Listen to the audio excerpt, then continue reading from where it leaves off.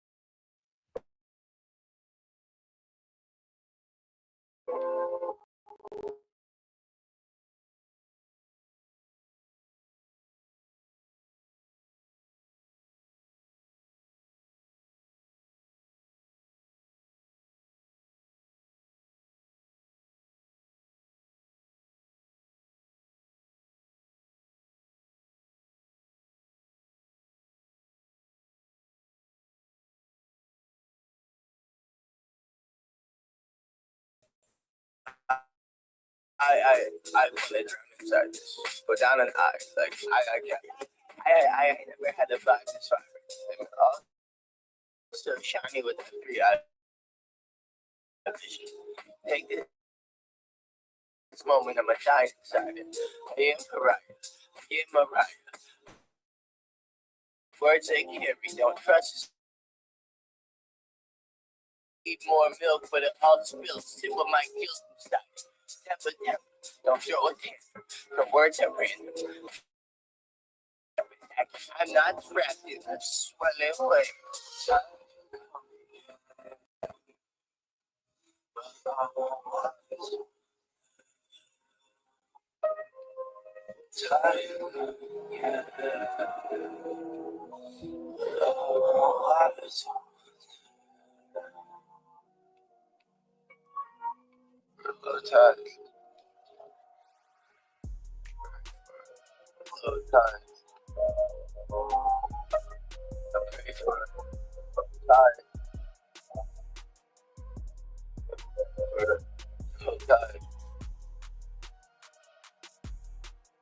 I play the role. I'm a people pleaser. One hand got lost in the speaker tweet. Teeter-totter tween Leo, so prima donna. Basic bitch meter fuck. See her soft like it's all that thoughts of the lived in loved 100,000. Young the monster. No, told you, he's the kitten. Ain't true, baby, no. Yeah, prisms might be a prison. I'll stand around me. Hope I don't drown in the reef this week like it's all on my nose, but I hate this adventure. So tired.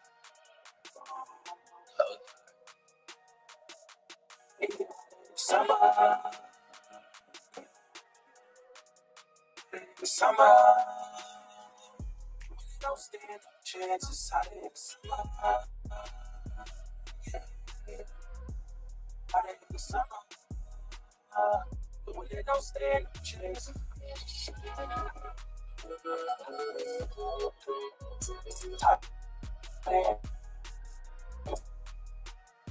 Summer.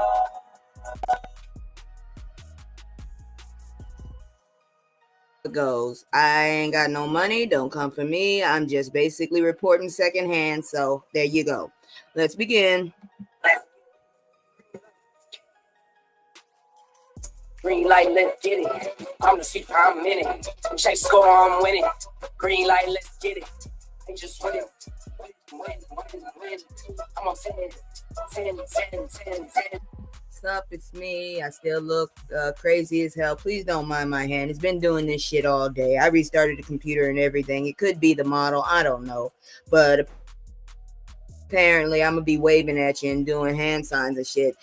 Disclaimer, I'm not in a gang, so don't come for me again. Anyways, yeah, I'm still kind of off from this month after 2 weeks. I guess you could say I'm kind of still in denial. I don't know what to tell you. But anyways, let's get started with this. So Hello. whoops. And so anyways, hold on. This music is a little too loud for me. I don't like it being this loud. What the hell just happened? My computer's acting funny. I don't know. Maybe one of the programs then got a damn boost. I don't know. Shit's happening. But anyways, so yeah, let's start with the tea, y'all. Give me a second here. Hey Terry. Let's start with the tea as per usual. Good grief. And then the smoke.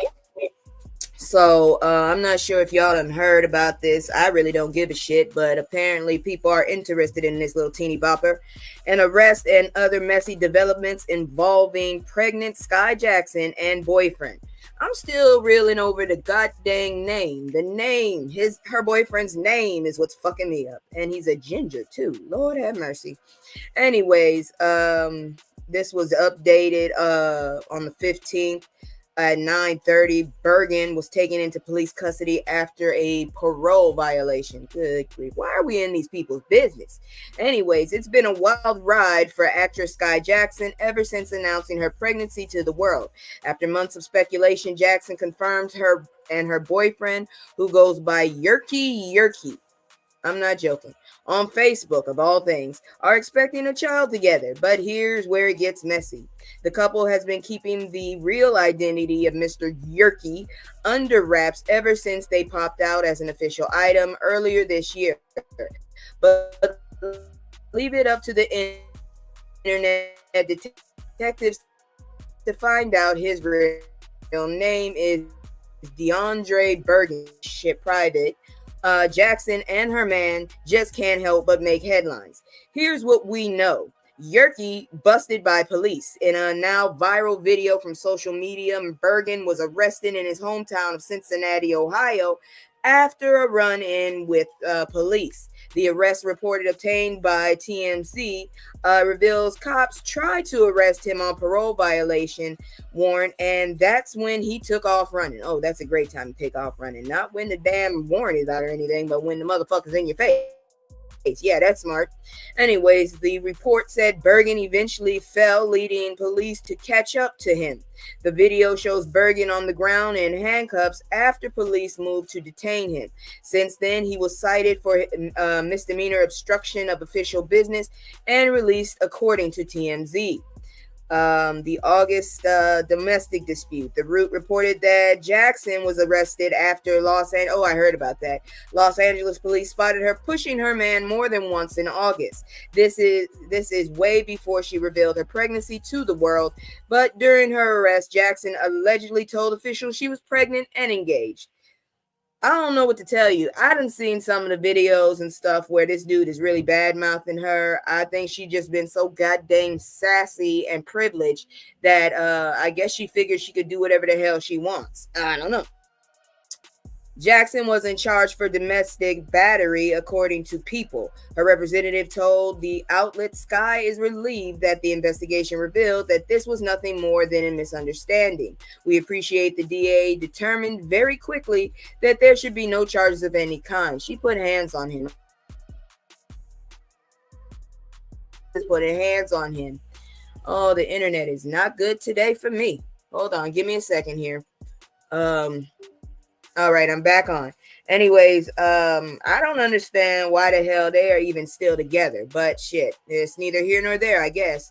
Does Yerky already have kids? Now, it hasn't been confirmed, and we all know once once social media creates a theory, they'll just run with it. But there's been much speculation over if Bergen already has children of his own. Rumors began spreading after a resurfaced video of Jackson's boyfriend allegedly kissing and hugging his children and suspected first mother of his children went viral. In the short clip, Bergen is seen in what looks like a jail uniform and handcuffs saying goodbye to his alleged family. Neither Jackson nor Bergen have spoken on the matter. She looks like a goddamn hot mess. Why the hell would you go outside like this, please? Oh, Lord, I hate when people go outside with bonnets. I'm sorry. That's just how I feel. So if you see me turn my head, I'm not going to say shit to you. But honestly, I want shit to do with you. Really, I don't. That's embarrassing as hell. It's about the equivalent of back in the day when a motherfucker would go to the supermarket with rollers in their hair. I refuse to be seen with you. I won't even go to my mailbox with a goddamn rollers in my head when I had a mailbox. I will put something over that bitch. Anyways, in her first appearance after the LA domestic dispute, Jackson was spotted by paparazzi on November 1st, covering up her stomach. The Disney star was pictured wearing a pink bonnet, wearing slippers, shorts, and a huge jacket hiding her belly. I think you should have put pants on, personally. But anyways, if that wasn't enough, the day before Jackson and Bergen were spotted having a heated conversation in public, whatever they were talking about resulted in Jackson physically in tears. To be expected with the release of photos and this video, the internet knew something was up. On Tuesday, November 12th, Jackson revealed to people she was pregnant with her first child. Bergen responded through a Facebook post where he wrote an emoji. Yeah, that's what he did. How the internet feels about Yerky. I can't get over the fucking name, personally. It keeps making me think about some weird-ass gourmet jerky. Anyways, many online aren't fond of Jackson's boyfriend, and I don't give a rat's ass, honestly. I'm trying to figure out why people are so interested in that little munchkin in the first place. Because truth be told, she just reminds me of a tiny, nice-looking gremlin, really. She's just very confrontational. I just don't like her vibe. So I could give a rat's ass, personally. Many online aren't fond of Jackson's boyfriend, and can you blame?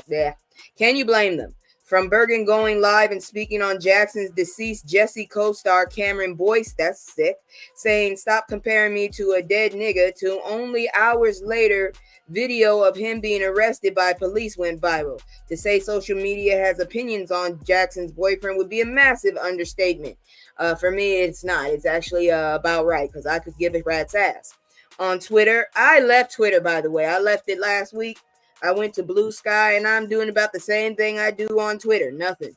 Anyways, on Twitter, user at Playboy X Carson thinks Jackson's boyfriend looks like a recognizable animated character.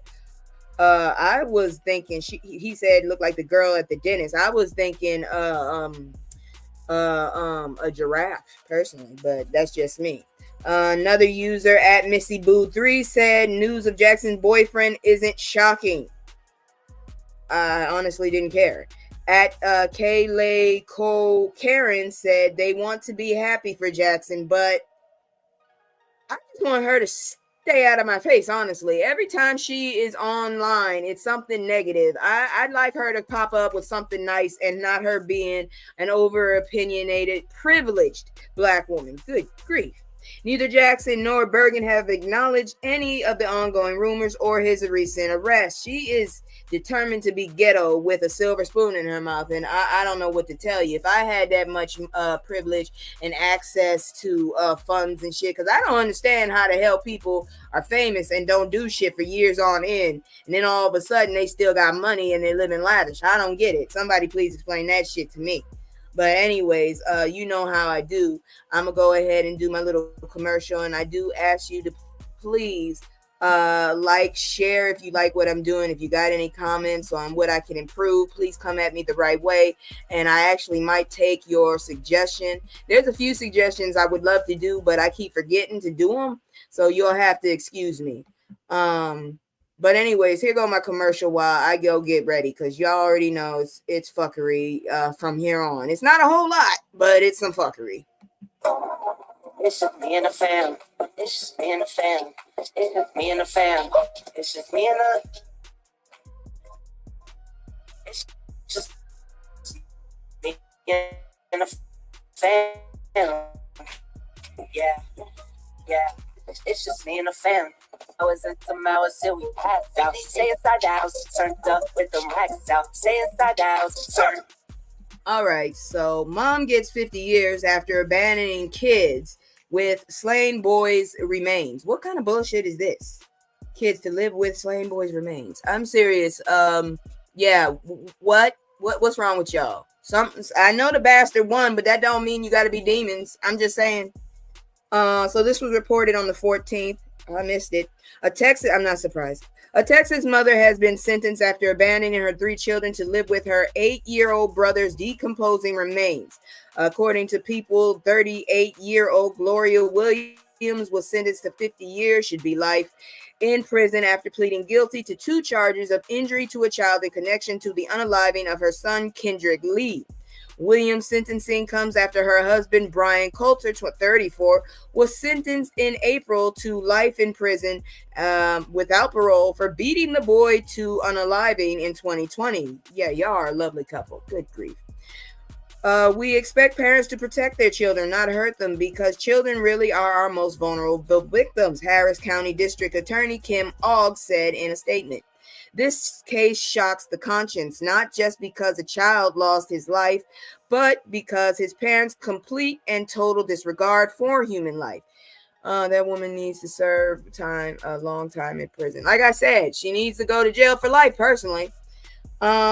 Williams' 15-year-old son, during Coulter's trial, Lee's siblings said they saw him repeatedly beating the 8-year-old. Coulter covered the boy's body after he unalived in 2020, and he and Williams moved into a different apartment while the surviving siblings stayed behind. That's gross and fucked up.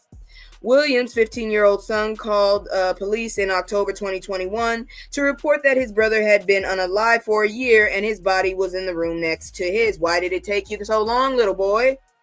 The apartment was in horrible condition. We saw soiled carpet, no furniture at all, no bedding, no blankets that we could see. We saw roaches and flies and very bad conditions for anyone to live in, Harris County Sheriff Ed Gonzalez previously said. A part of Williams' plea agreement, the mother requested her children not have to testify again about the unaliving. Oh, how nice of you. You a jackass. By pleading guilty and waiving the right to a jury trial, the defendant finally acted like a protective mother, prosecutor Edward A. Applebaum said in a statement. For one day of her children's lives, she was a good mother. I don't understand what the whole thing is. The whole I've said it before. I identify as asexual. I honestly don't understand the whole concept, and maybe this is also my religious teaching. The flesh. A lot of people are weak against the flesh, and it's disgusting what some people will do instead of taking care of their own children. They'd rather get peened instead of doing what's right. They'd rather, I don't know what to tell you. I don't know what's going on with my videos right now, but what I can say is I'm highly disgusted by her, and that's what I can say to you. I don't understand why people choose peen or whatever the hell you want to call the other one, because I'm not going to get into it. It's very easy to figure it out, and basically all the other name, poom poom, whatever the fuck. Either way, motherfuckers need to understand at this end of times, and I'm not trying to preach, but for real, y'all need to get over yourselves with this whole addiction to the flesh, because this is what happens. You end up with degenerates and fuck offs like this, and I'm sick of it. I really am. I'm tired of people choosing the wrong thing because they can't they can't fucking fix their loins. I'm serious. I'm not trying to be high and mighty. I've never really gotten a kick out of the shit. Maybe some people get what I don't get something, but either way it goes, when you sit up here and take a whole different lane to humanity because you can't get over whatever you have. Yeah, I ain't got nothing to tell you. I ain't got nothing to say about it either. So it is what it is. Let's check this one out. Devastating nonprofit founder says flight ban pauses plans to build school in Haiti. So everybody's getting it. Lovely. This was reported. I should have got this daggone video instead of having to read it. I should have noticed that. This was reported on the 13th. I missed it.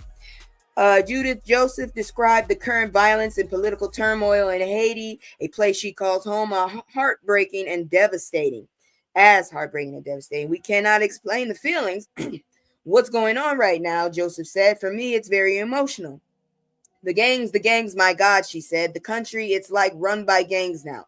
The violence is what caused the FAA to ban flights for at least 30 days to and from the country after Spirit Airlines flight was pew-pewed at 7 times in Port-au-Prince before returning to Fort Lauderdale, Florida on Monday. What the fuck is wrong with y'all? You just gonna take aim at what did the plane do to you? Who's on the plane that you, oh, what the hell? Anyways, yeah, that's a cop right there. A JetBlue flight to New York and an American Airlines flight returning to Miami were also pew-pewed on the same day. Both airlines reported discovering the bullet damage after a post-flight inspection.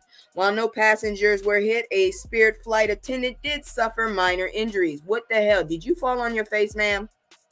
For us here, that's already trying to help the country, which is on its knees to have this. It's devastating, Joseph said. I can't even begin to describe how devastating it is, and it's dangerous. The feeling, it's overwhelming.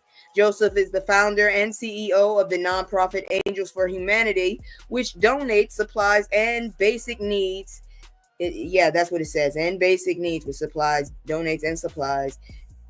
Donate supplies and basic, okay, there we go, and basic needs to children in Haiti. She was just there days ago preparing for a groundbreaking next month for a new school she's building in Cape Haitian.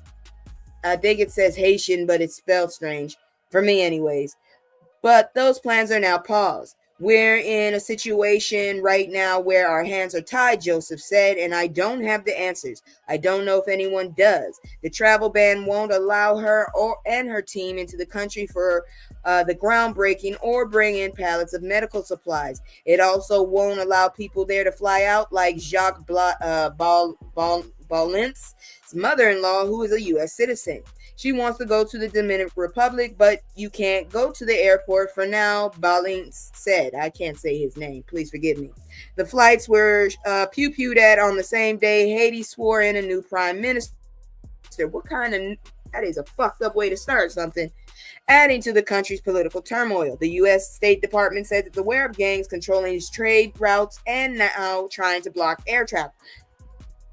U.S., please leave Haiti alone. Honestly, I feel like a lot of issues we have in this world would be, squashed if people handled their own business and America minded their own fucking business. I'm just saying.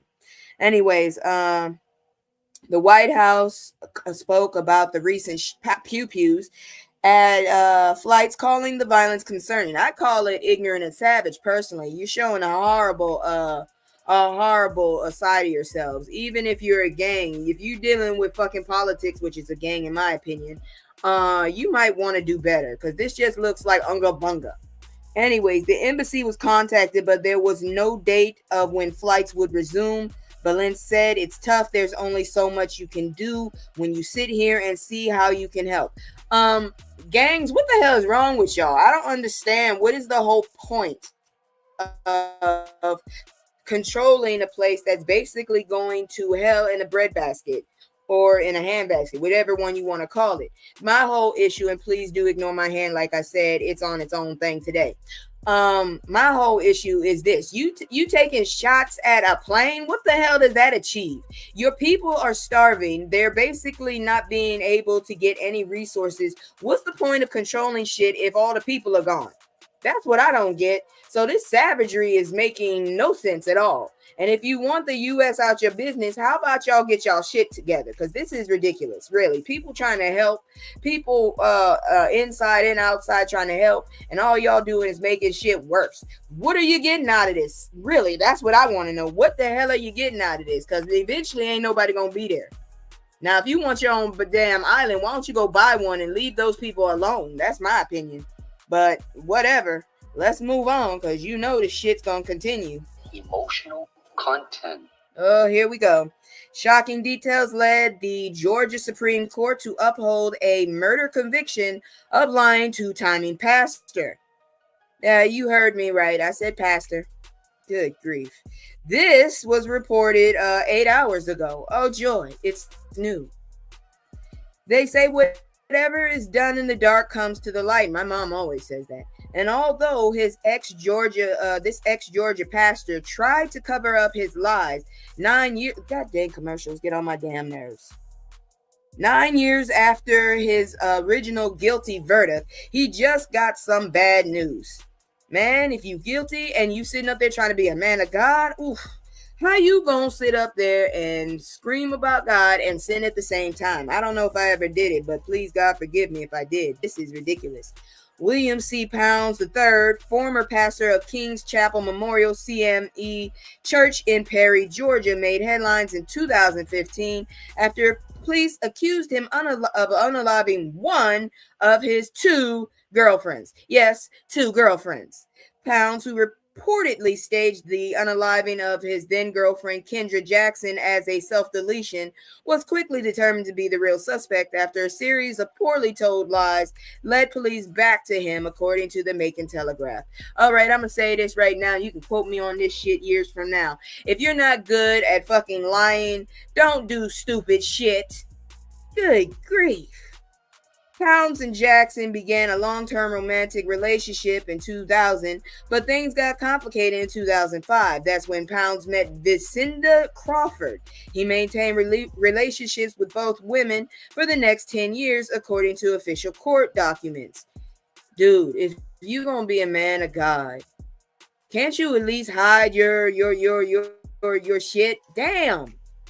Anyways, like they said, it's that damn wolves and sheep clothing all up in the church. That's why I don't go to a lot of churches anymore. That's why I actually have switched to a lot of Hebrew kind of practices and things, and I observe a lot of Hebrew things. And I'm not saying Jewish, because honestly I'm going all the way back to the Savior. Okay, that's how I see it. I'm not saying I'm Jewish, but I do observe what the Savior was. Don't come at me. That's my opinion. Whatever the heck you want to worship, that's your business. I ain't gonna knock you on it, but that's what I stand for. Anyways, and that'll be one of the last times you hear me preach about something. Pounds was repeatedly able to convince each woman that he had left the other and wanted to be with her. The document said throughout his 10-year period, Pounds became engaged to each woman, sometimes to both at once. How do you do that? According to the court documents, things came to a head in 2015 when both women showed up at the church's National Pastor Appreciation Day to support Pounds. Jackson and Crawford apparently exchanged numbers and began texting after discovering Pounds was still dating both of them. Regardless, Crawford and Pounds continued dating and were eventually set to get married on June 12, 2015. But hours before the couple were scheduled to get married, Jackson was found unalived in Pounds' house. According to police, Pounds called 911 and told them Jackson had committed self-deletion. He even went as far as to tell officials he tried to stop Jackson from pulling the trigger, but was too late. The fuck, man? Pounds said the couple had an argument during which he told Jackson he no longer wanted to be in a relationship with her. Honestly, his ass when they found out he both of them in the first place. Okay, once that first damn engagement didn't work, you should have stepped back in the first damn place. But y'all, I guess y'all was blind in love, and I'm sorry for what had to happen. Or what happened. It didn't have to happen, but ignorance. Pound said that let's see here now. He told Jackson he no longer wanted to be in a relationship with her. Jackson said then told him that if we are going to separate, then one of us is going to have to leave the world. Documents shared.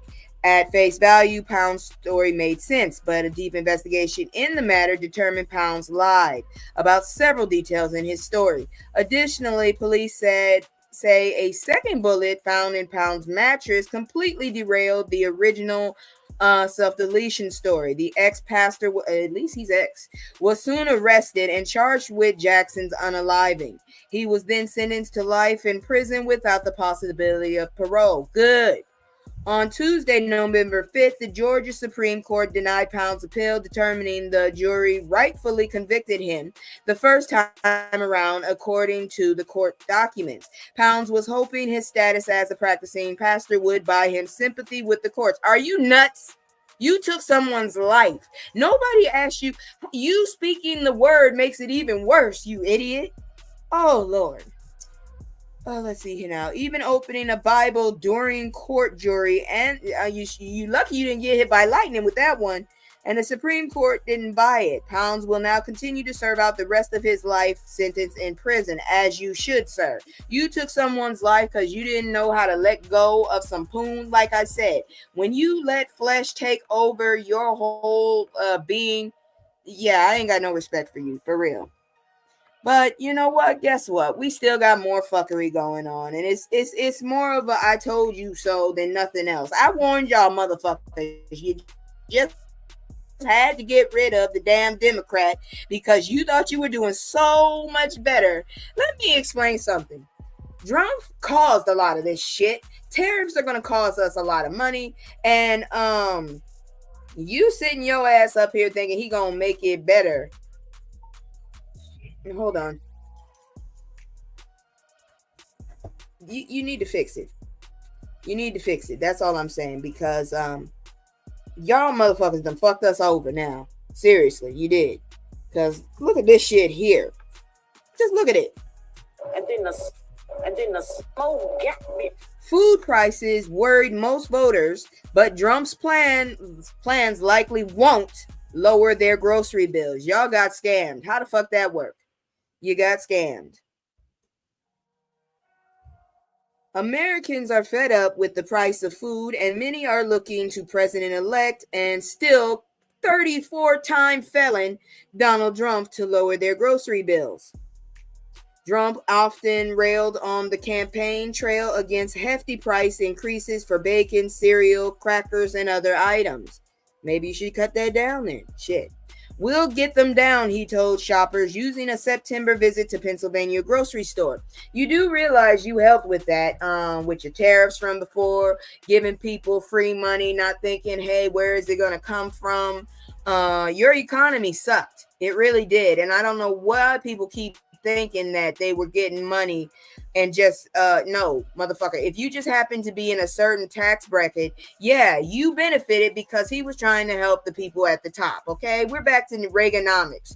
We're back to Reaganomics, and we're back to fucking 2004 fucking George W. Bush. Yeah, the dumbass that literally has a desktop with every emotion copied exactly by a goddamn chimp. I'm just saying, go look it up. It's there.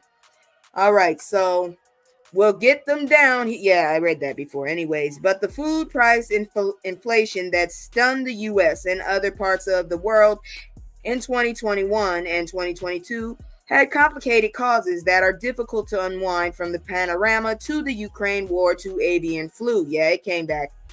Many economists think Trump's plan, including putting tariffs on imported foods and deporting undocumented workers, could actually make food prices rise. As of October, U.S. food prices for food eaten at home were up 28% from 2019, according to government figures released Wednesday.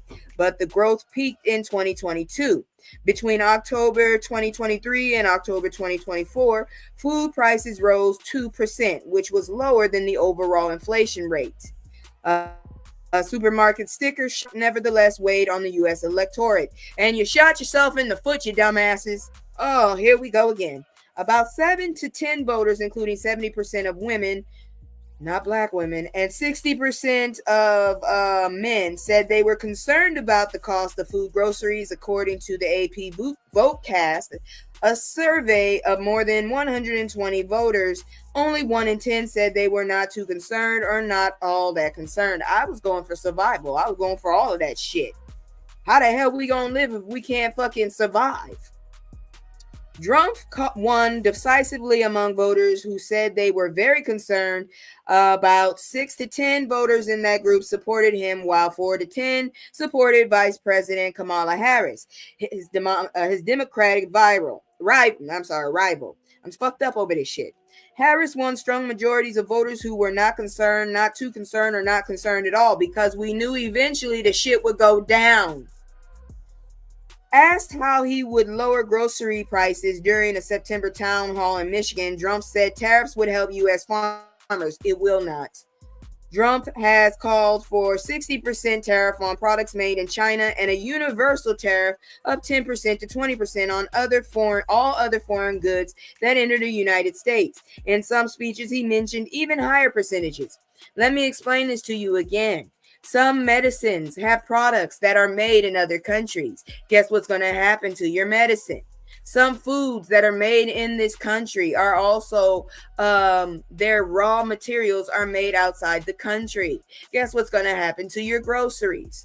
But no, you didn't want to listen to that. You just heard him say he was going to make other people pay for it, and you didn't seem to understand what tariffs meant.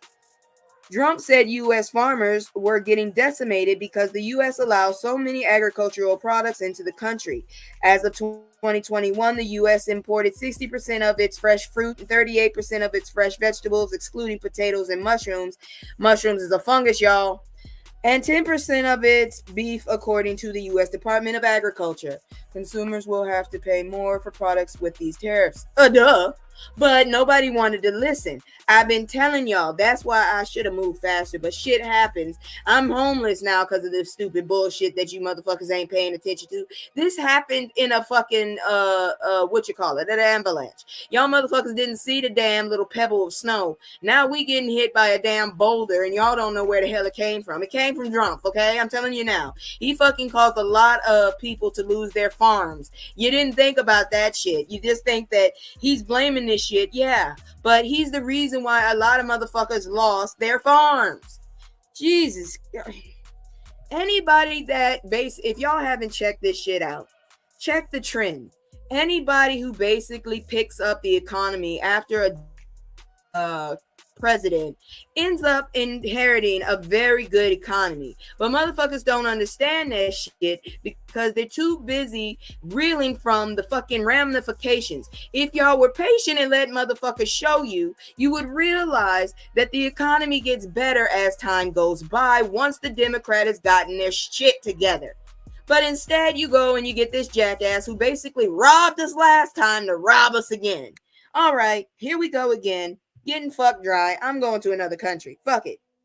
Anyways, and beef is expensive already. So 10% really? Oh, great. Fun. Anyways, we're going to have to be a little bit like other countries, he said. We're not going to allow so much, literally it says, we're not going to allow so much come. That's what it said. We're going to let our farmers go to work. Rio, y'all need to hire me for real. But David Ortega, a professor of food economic and policy at Michigan State University, said that the food producers rely on imported goods like fertilizer, equipment, and packaging materials. Guess who's gonna have to pay for that now? If they're forced to pay more for those items, they will raise prices, Ortega said. U.S. farmers also could have trouble selling their goods overseas since other countries would likely respond with retaliatory tariffs, he said. According to 20% of U.S. agricultural production is exported each year, according to the USDA. You guys really shut yourselves in the foot. I'm getting the fuck out of here.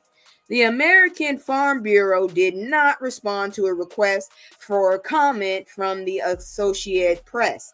The Consumer Brands Association, which represents big food companies like Coca-Cola and Nestle, as well as personal care companies like Procter & Gamble. I actually applied to their company before. Anyways, says many of its members need ingredients that are grown outside the US, like coffee, bananas, and chocolate. Great.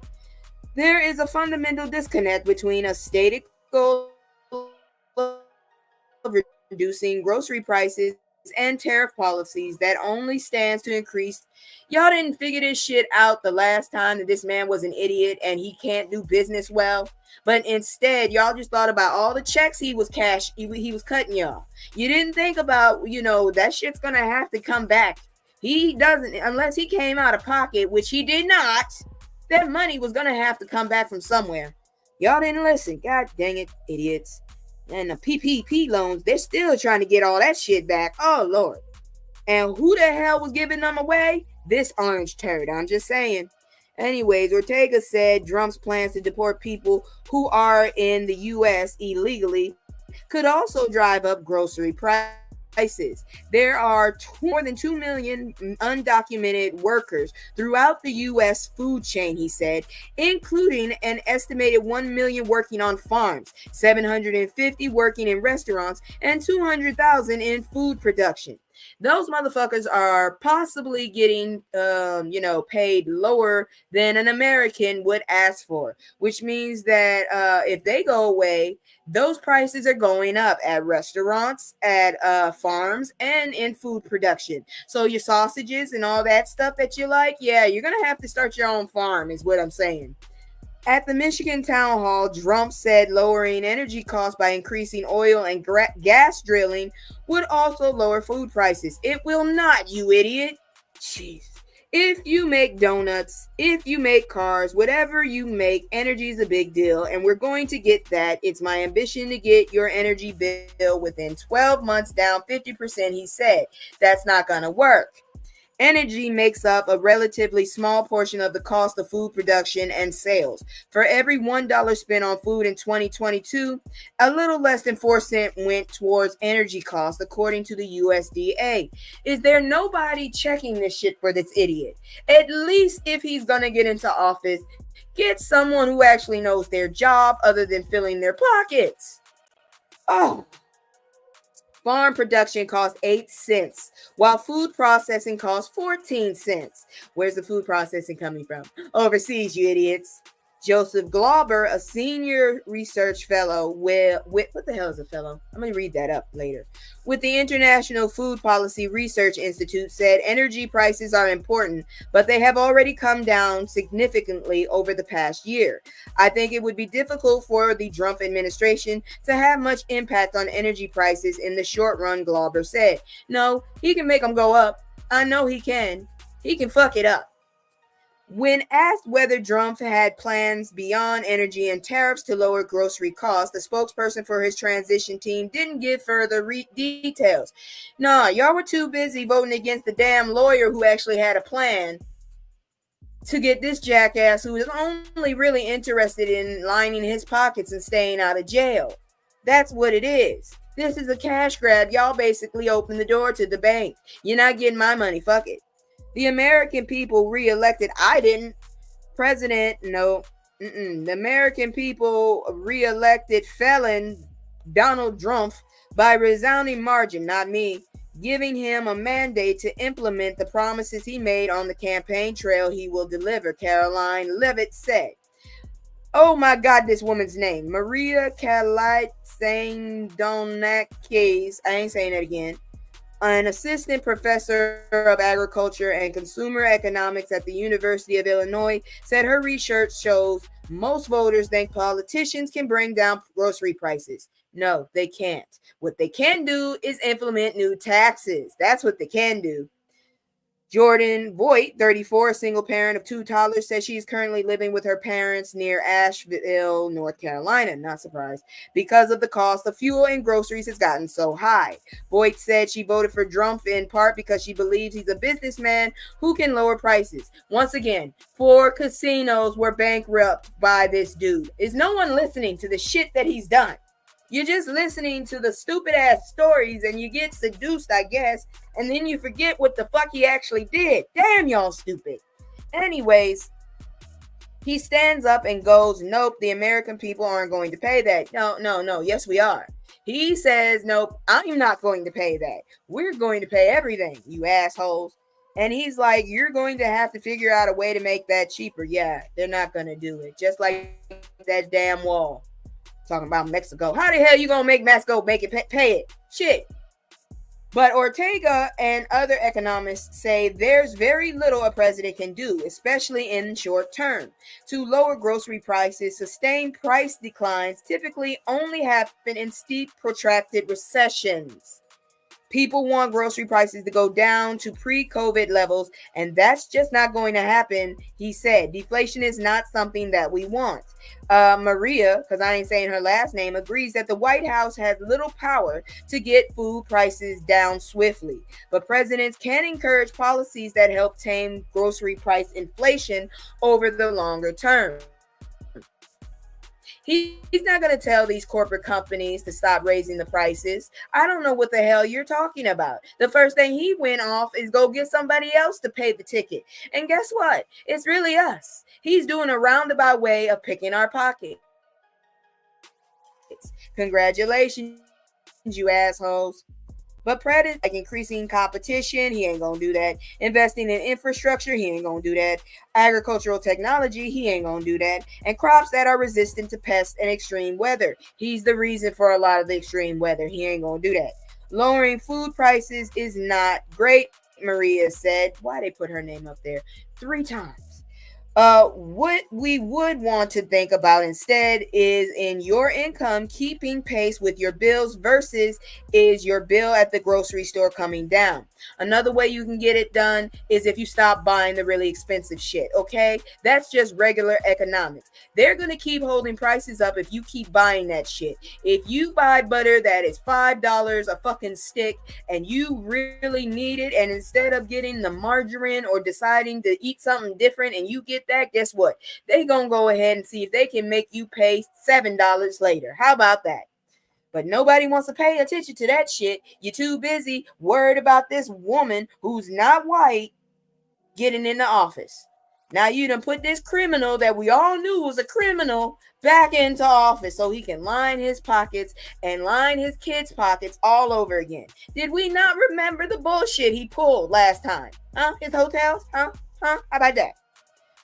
All right. Before we move on into any more fuckery, let's take a moment to breathe. I'm gonna let y'all check out this commercial again, and then we're gonna look at this fuckery here. I'm telling you, there's a lot of fuck around and figure out tonight. I'm telling you. Once we get over this little hump right here, it's gonna be ridiculous. Karma came back to a lot of people this week. Come on now. It's just me and the fam. It's just me and the fam. It's just me and the fam. It's just me and the. It's just me and the fam. Yeah. It's just me and the fam. See my little tay, that's my girl, that's my mascot. No one's go for hours and some hours till we pass out. Stay inside the house, turned up with them racks out. Stay inside the house, turn. All right, I'm back, and like I said, the fuckery is ridiculous. Man says force multiplier legislature is anti-white, uses N-word at Senate committee hearing. So, what you're telling me is legislation to keep lunatics that sound like you away from deadly weapons is anti-white. Is it because that's how you basically stole all the land? Because I promise you, had you not had force multipliers, there would not be a fucking Thanksgiving coming up. I promise you. They would have whooped your ass. I promise you. I've still been here because I'm part Natchez, but that no longer exists. Anyways, this was reported 15 hours ago. Oh, how nice. Y'all get a good look at this jackass, please. This is the jackass that just don't got no fear. White supremacist A.B. Rochland, your name... shamelessly dropped the N-word during a Michigan State Committee hearing on the Thursday, November 14th.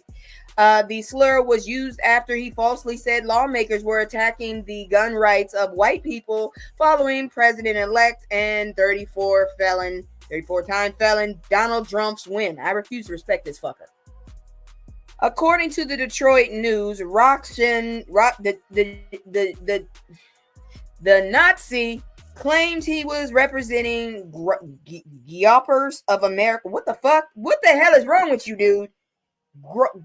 Groypers. What the fuck is that? An alt-right extreme movement from perpetuating racist and alt-right extremist movement known for perpetuating racist and anti-Jewish rhetoric. God dang it. I can't even say the damn word because I'm really sick and tired of all of the bullshit. This is ridiculous. He opened his remarks claiming that Democrats' proposed legislation expanding firearms bans went against the will of the people. Said who? You look like a fucking uneducated idiot. You look like a hick. This is legislation that targets white people, so all white people have guns. Okay. You said it, not me. You said it. So what you telling me is that everybody who has a gun is white, and that means that all white people are unaliving people, is what you're saying. Every fucking body has a gun. It is racial because the people who carry in the Capitol are primarily white, and this is retaliation for the only demographic that overwhelmingly voted to support Donald Trump. Did Kamala not say she had a Glock? That woman is so far from white. She's so brown, it's ridiculous. She just happens to have white inside her from time to time. Excuse me, I'm sorry. That was nasty. I'm sorry. My bad. That was gross. I'm just saying. I told y'all this wasn't for kids. I'm just saying. Nazi man then said the lawmakers should focus their sights on black people who pew others in places like Detroit. He then pointed out that the committee's chairwoman, Senator Stephanie Chang, the Democrat for Detroit, represents a portion of the city. Nazi man referred to those black folks as overwhelmingly to 13 to 34 years old, sub-Saharan African niggers. Chang hit her gavel and armed guards remove me. Nazi man asked armed men with guns. Senator Jim Runstad, Republican, white, late asked, "Did I just hear you call a group of people by some epithet?" "Yes," Nazi man said. Runstad balked at Nazi man's racist statement. "It's just ridiculous argument," he said. "The term that you used is inappropriate, and it will not get you anywhere in this legislature." Ultimately, the committee voted 4-2 to send the bills to the Senate. Good. So basically what you're telling me is we just need to get a bunch of these ignorant ass hate-filled bastards in there to vote against stuff we need. And y'all, just to be vindictive, make them into law. Okay, I got y'all. Everybody pay attention to what I just said there, okay? You get these ignorant motherfuckers that are really out there to come to the legislature against fucking rules that we need to and let them vote against that bitch, and then it'll get through. This motherfucker didn't want the damn bill, and they pushed it through. So yeah, that's what we need now. We just need to haul these little jackasses up into like a corral or something, and release one every time y'all have a damn town meeting or something. Shit. If that's what we got to do, I don't mind it. We'll feed them Cheez-Its. Back in 2020, Democratic lawmakers requested a change to firearm regulations in the Capitol when armed demonstrators and militia members went into the building demanding an end to the panorama. Yeah, how'd that get you? How did that get you? You fucking idiots. I don't understand why the hell people, yes, I do. Because the people who make the most money would basically take a hit, even though it would not end their fucking livelihood. The fact that their checks would be less would be an abomination, is what you're telling me. So yeah, okay. I'm not sure how you want to look at this next story, but I know damn well I left Twitter. I deactivated it last week once I heard about Blue Sky. So if I ever actually need a use of Twitter, I'll just use my Blue Sky now. I also have a Threads account, so shit. It is what it is. But let's look at this shit. I'm gonna keep hitting the button. Emotional content. Black Twitter helped define the internet. So where will the exodus from Twitter lead? I am not going to say that damn name. And this jackass right there, he autistic. He's autistic. I don't know what to say. Anyways, November 17th, 2024, Black users make up some of social media's most engaged, influential audiences. They are now also among the thousands of people who left X, formerly Twitter, citing a flood of bots, harassment, partisan ads surrounding the polarizing presidential election. That was some bullshit. With throngs of people leaving Black Twitter. Yeah, I don't blame them, because honestly, what's the point when the guy who owns the shit is basically gonna ban you if you start standing up for people out of the lower margin, the higher, well, I don't know what the majority. We are the majority, because the truth is most motherfuckers are broke. Okay, the rich motherfuckers took all our money. So yeah, I'm out of there. I hurried up and got the fuck out of that bitch. I left. So, and I got that motherfucker when I was in college 10 years ago. And I left that bitch. I had quite a few followers. I don't know how. Not a whole lot, but a whole bunch. When you don't say shit, how the hell? I don't understand how the hell you get followers when you don't say shit. But I had followers, but I left. Anyways. I don't think Black Twitter is going to exist within the next couple of years, said Jonathan Johnson, a 29-year-old behavioral therapist in Houston and a longtime Twitter user. I'm not saying that other name. Fuck it. The future is unclear for Black Twitter, an unofficial group of users self-organized around shared cultural experiences that convene sometimes viral discussions on everything from social issues to pop culture.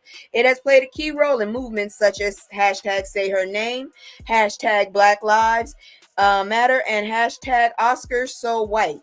Oh yeah, I remember. Through memes, GIFs, threads, and hashtags, Black social media users have been able to navigate moments like Mike Brown's unaliving and the rise of Donald Trump, as well as come together to live tweet award shows, discuss current events, and watch Black-centered television shows together.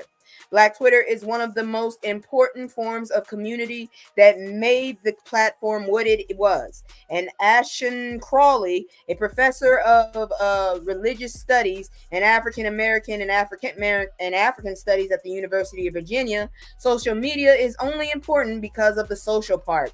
And if you don't have that, people aren't going to use the app. Johnson joined the app in 2009 when he was a teenager. Make me feel old, why don't you? Last week, he signed up for an alternative app, Blue Sky. That's what I did. Everyone is on the same page of what we don't want to see. Elon Musk's involvement in Trump's campaign and his changes to the social media platform have prompted many people to abandon X, bastard, in 2 years as owners of the company. More than 115 accounts deactivated on the day after the election, the most dropped accounts in a single day since Musk acquired the platform, according to data from SimilarWeb, a third-party company that tracks social media analytics. Oh, by the way, I meant to say this. Y'all was so determined to make a point to save Gaza, and you just gave Gaza to fucking Israel. I just wanted to say that. I just really wanted to say that shit. So what did that prove to anybody? I really want y'all to tell me. Good luck, because it took me a moment to deactivate it. But damn it, I deactivated that bitch. I was like, fuck that. I'm not doing this. I ain't helping you. And I'm definitely not going to be one of the numbers in your damn stock. Fuck that. Like many black users have been eyeing an exit from the app since 2022, but users told NBC News that this mass exodus feels more permanent. X did not return a request for comment on this story. Earlier this week, a spokesperson for Twitter cited record engagement on the platform during Election Day. The move away from Twitter coincides with the platform adopting a new terms of service policy as a Friday that states users' posts will be used to train artificial intelligence. Users could have previously opted out of this AI machine learning, but the new policy states that all users agree simply by having an X account. Oh, we're doing dictatorship already. All right. I'm not interested in having my content feed that a monster, Crawley, 44, said. He criticized the functionality of the app and said it will suffer without a mass of black users. Many have opted. Well, he is from South Africa, okay?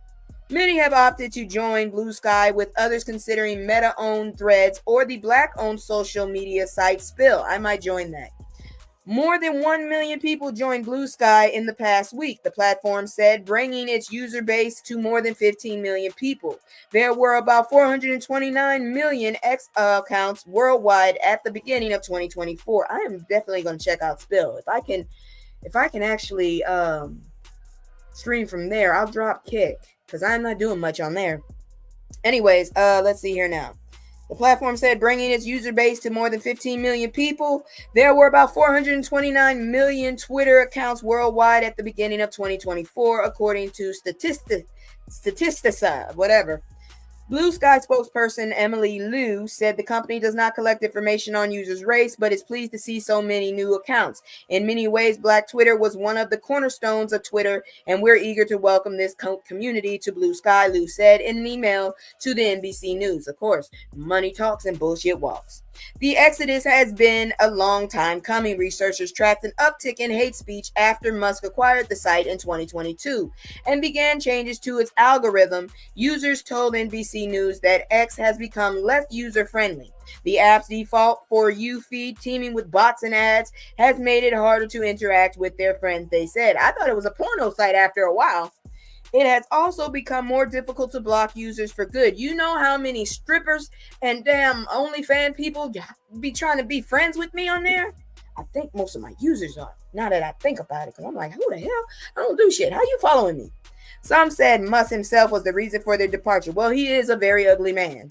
And now prominent figures like Gabrielle Union and Don Lemon, I keep trying to say Demon, have left the platform, saying they no longer contribute to the Musk-run site, Muskrat, and lamenting the new terms of service. Musk has transformed the site into a Republican media hub, so it's Truth Social 2.0, and an overall echo chamber amplifying right-wing ideologies, according to academic research, public opinion surveys, various Twitter data, and reports about Twitter working directly with the Trump's campaign. I know something in there is illegal. I know it.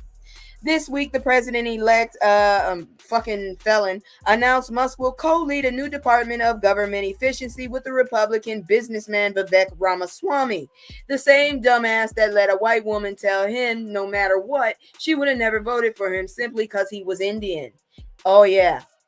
Musk was the main reason Joella Still, a 37-year-old education consultant from Los Angeles, left. She said, noting that the owner and executive chairman supported Trump's presidential run, and he used Twitter to help do that. I just can't contribute to something that is part of my demise. She added, I'm seeing his tweets, which are you pushing a bunch of misinformation and straight up lies, basically. I'm seeing that, but I'm not seeing people I follow. Johnson, Crawley, Still, and others have joined Blue Sky and cited its user-friendly interface, its moderation list, and its anti-toxicity safety features to combat harassment. It feels like a welcoming, safe space. People have told me there are very nice people over there. Said Paris Chandler, the organizer of Black Tech Twitter and the founder of the recruitment platform Black Tech Pipeline. I need to go check that out. I wonder if that's because they have lots of regulations and safety protections on that platform. Now all we need is a black version of TikTok and I'm good. They provide something Twitter no longer does. Although Chandler is enjoying Blue Sky, she said she plans to keep her Twitter account while planning to be less active there. It's really just because Twitter is where I mobilize my community. It's where I made tons of different connections. That's where everything started for me and my business, Chandler said. I know a lot of people are migrating to different platforms, but they're still going to stay on Twitter. I didn't. I deactivated my shit. And I'm checking out Spill after this show. Anyways, Black users on Blue Sky are already working to build a community on the site. One user, Rudy Frazier, launched Black Sky, a collection of curated Black-centered feeds that filter out racism, misogyny to provide a safe, inclusive experience for users. The day after the presidential election, Frazier said the feed was viewed or refreshed a record of 100,000 times. I don't think Black Twitter can be recreated. It was its own thing, said Frazier, who works as an enterprise technology consultant and is a self-described activist and technologist. But I have taken a lot of inspiration and learning from what was done. While Black Twitter engagement has at times been associated with celebrities and influencers, for example, there's really no gatekeeping on Black Sky, said Frazier, and Blue Sky recommends the feed to new users when they sign up. Blue Sky's content moderation tools are also community owned and community focused. Users can report guideline abuses to moderators rather than a team of employees for swifter action. Frazier, who praised Blue Sky's stackable approach to moderation, has enlisted a couple of its own moderators for an extra layer of protection on Black Sky. Crucially, he can also prevent bad actors from reviewing feed altogether, a stark contrast from Twitter, which recently informed users that public posts are now accessible to people they block. That's fucked. After its record-setting day last week, Black Sky had reached 60,000 total views, Frazier said. 1 million viewers is on the horizon. Frazier said, people seem to be really receptive to the experience that they can get with the feed and having a good time. Whether it's Threads, Spill, or elsewhere, Johnson, who migrated to Blue Sky, said the vibes from Black Twitter will find a new home. Those of us who make up Black Twitter, he said, will just end up going to a different social media platform and recreating the good parts of what we had. And that's how we usually do. We take our shit and we go on somewhere, and then motherfuckers come snooping. They take it, they ruin it, and we start all over again. Anyways, let me check here. This next story, yeah, we're done with the fuckery, which is great. So let me get on to my newest segment. That, as you can see, my internet is not doing so well. I don't know. Hopefully things change as I'm not going to talk about what's changing, but I don't want to jinx it. But hopefully later on things will change, and I'll be able to tell you new stuff. So check this one out. So there we go. So basically, I've been telling you about countries. So let me tell you about provinces in Canada. I know somebody who has family in Canada. I'm actually probably going to ask her later, once I get my mom up here, how to get to Canada. If she could ask them to sponsor us or something, because that's the best way. But best Canadian provinces for Black immigrants. So are you planning to relocate to Canada? Canada is a friendly immigrant destination for international students. I tried that. You have to have a job. You can't have a job up there. Tourists and business people. Whether you want to move temporarily or permanently, you should have a province in mind. A temporary move wouldn't be so bad. When coming to Canada, you should think of security, job opportunities, amenities, and overall quality of living. You should be well informed of the different provinces before coming to this beautiful country. That reminds me, I need to go ahead and get a pen pal. I'm going to go get me a Canadian pen pal and see if I can get my ass up there. These provinces form part of the second largest country on the planet Earth. They cover a massive range of territory. Each has unique employment prospects, endowments, and demographics. Here is a list of some of the best places to live in Canada. Let me bring this down real quick so y'all can see. First one is Toronto.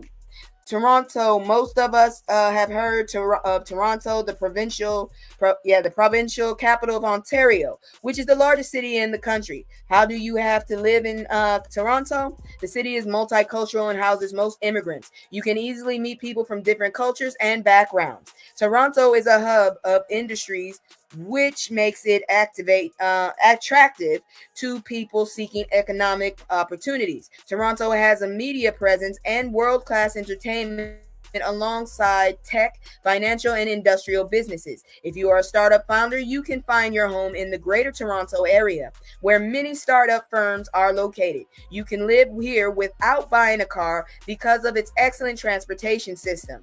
You can also do that in Boston, and I promise you it's much better for your nerves. The Toronto Transit Commission, or TTC, runs public transit, which is very comprehensive. You have access to easy movements. Winter is not extreme in Toronto compared to places like Calgary, Montreal, or further north. This does not mean it's calm. The weather could end up severe here. You can still move around because the city has resilience to conquer winter.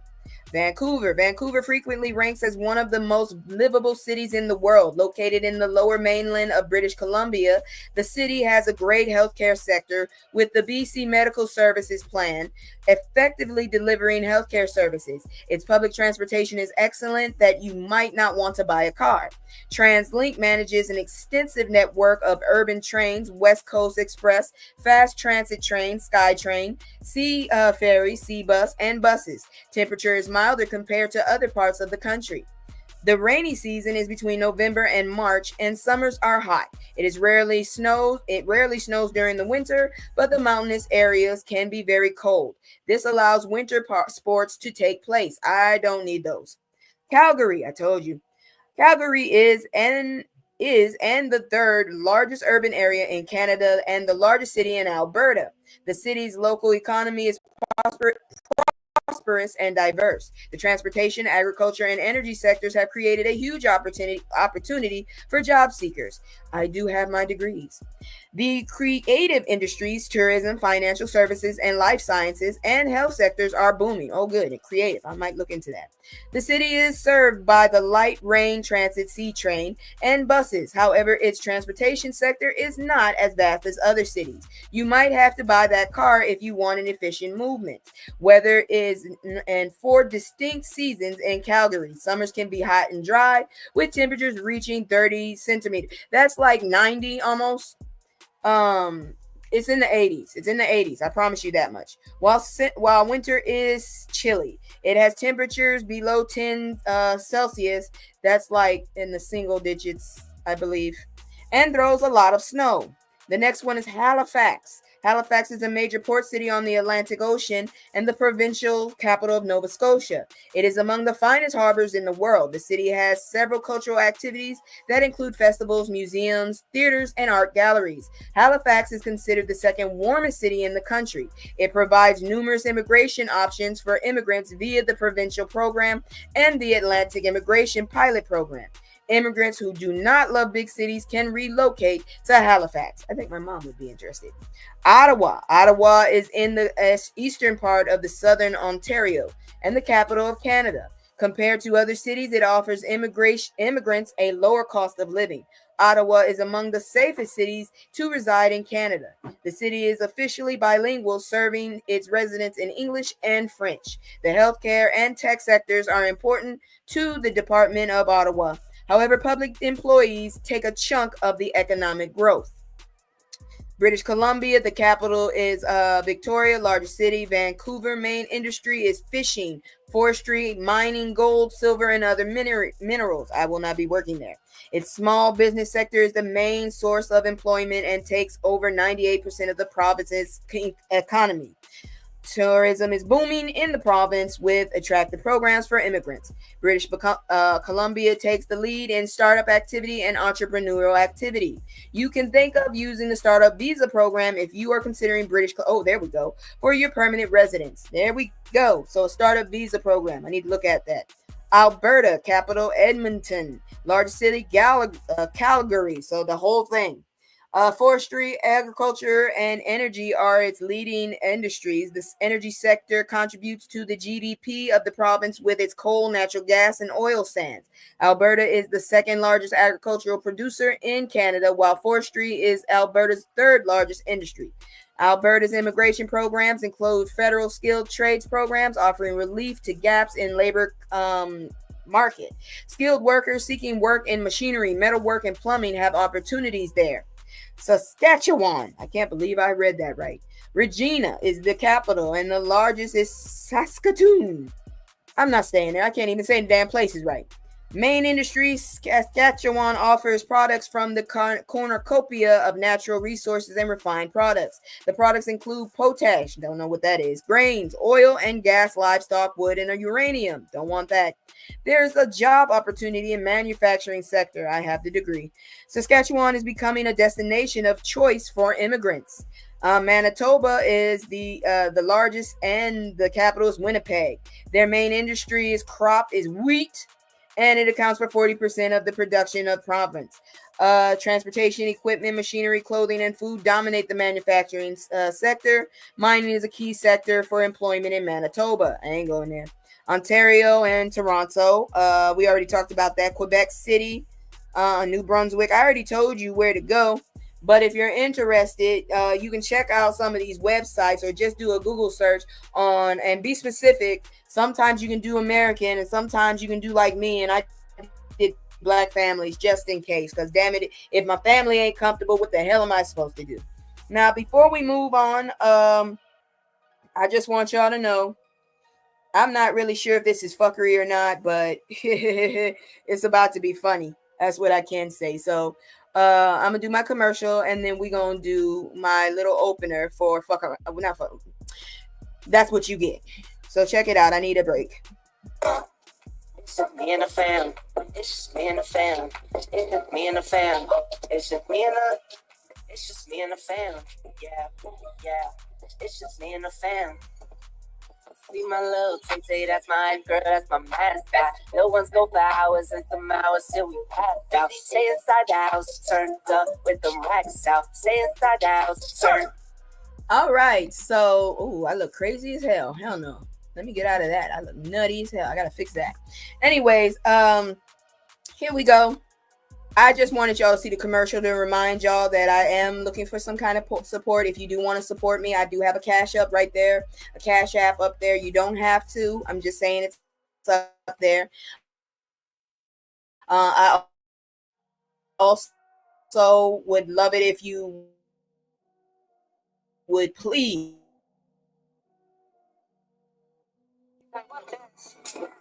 Somebody might me, I'm alright.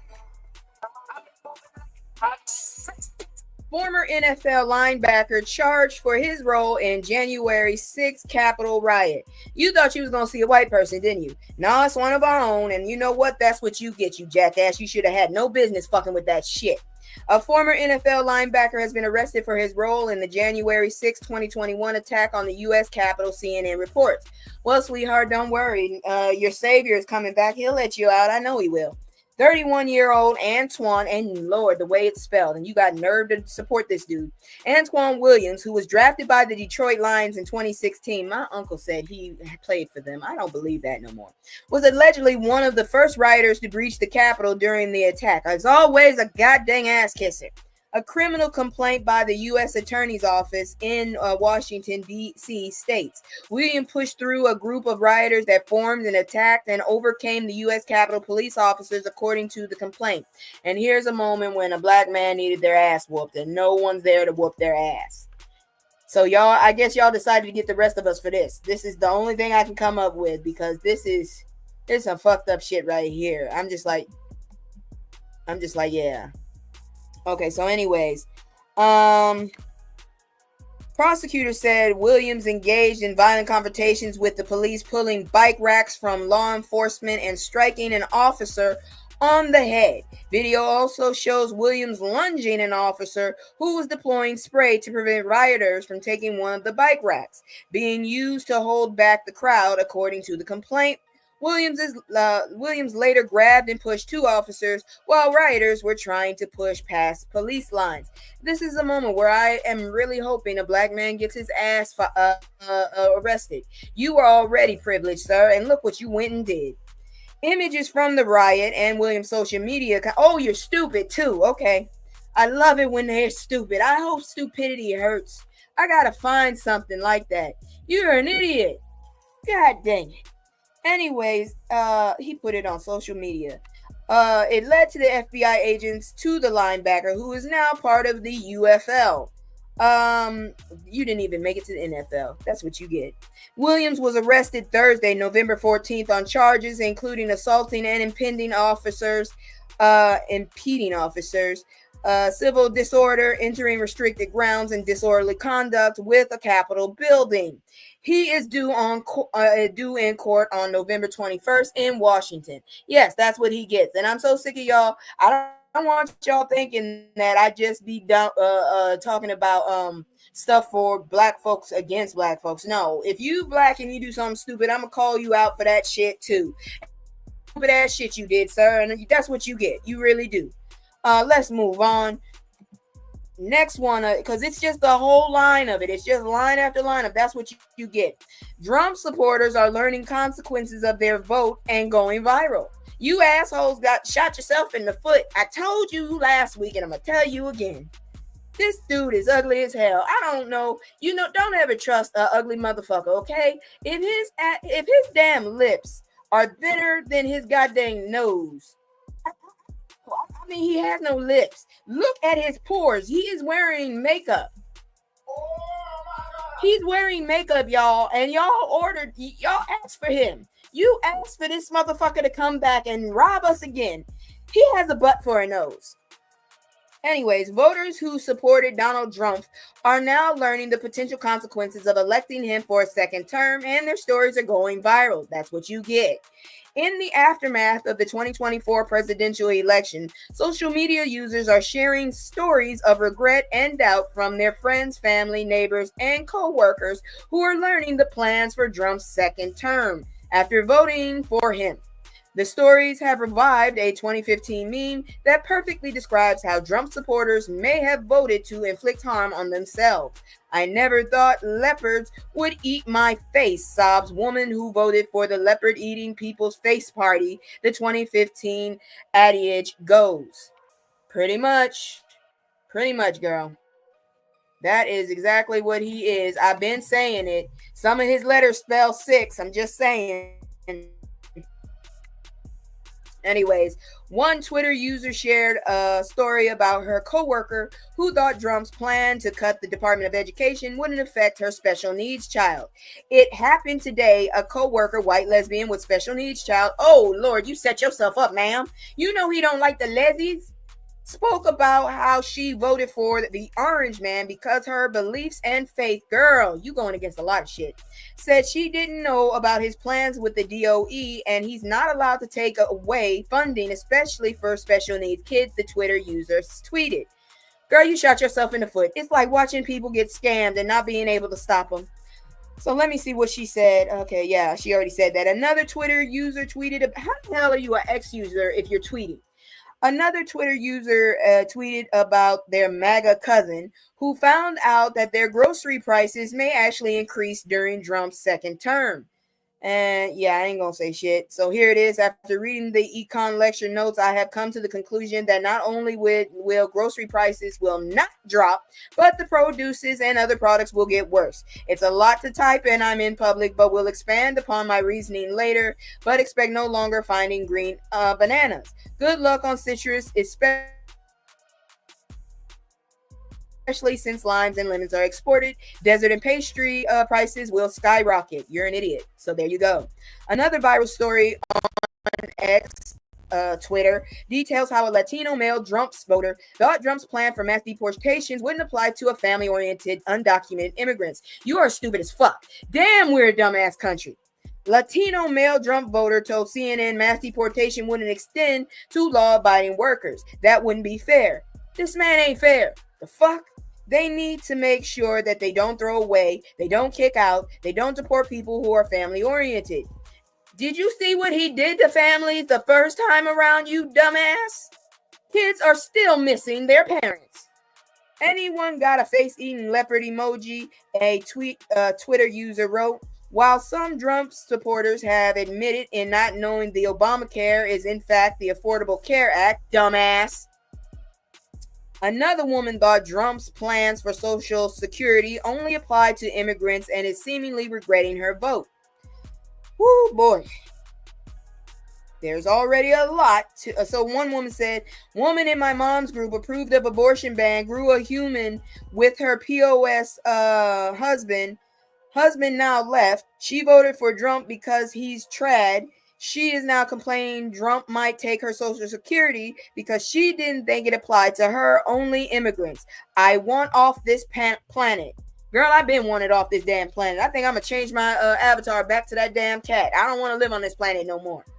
It's apparent that several Trump supporters are rethinking their votes as plans for his second term have emerged. Motherfuckers have been telling y'all, but you didn't want to listen. You just kept thinking about how easy it was last time. And guess what? He left us with a fucked up economy that the Democrats had to come in and fix. So guess who's up to bat next? My girl, Miss Crockett. Here she go. Miss Crockett, if you nasty, check it out, man. I gotta play this for her. And then the smoke. Jasmine Crockett calls out GOP criticism of DEI amid Trump appointments. Have you seen it? It's so whitewashed. Oh, what did you say, ma'am? Representative Jasmine Crockett highlighted the stunning hypocrisy of Republicans criticizing DEI while President-elect Donald Trump and his felons uses his good old boy system to fill his cabinet positions. That's why I left Louisiana.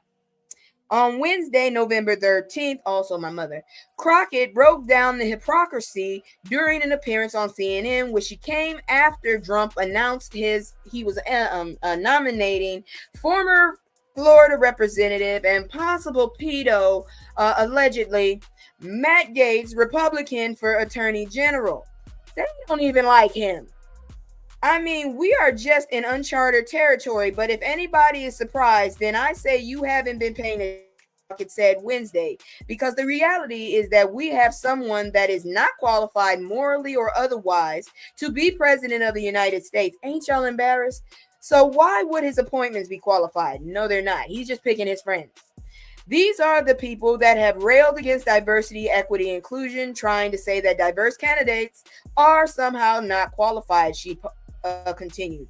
But the reality is that because of what they want to do is more of this, is put people that are not qualified in and say, well, you know what? Because he's my homeboy, he's qualified. That's not enough. That is what the good old boy